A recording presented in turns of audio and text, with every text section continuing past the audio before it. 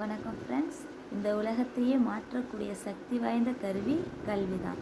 அக்கல்வியை பெற்று சிறப்போடு வாழ வாழ்த்துக்கள். இப்போ நாம் உயிரெழுத்துக்களை பற்றி பார்க்க போகிறோம். ஆ அம்மா, ஆ ஆமை, ஈ இலை, ஈ ஈசல், உ உலகம், ஊ ஊதல், ஏ எலி, ஏ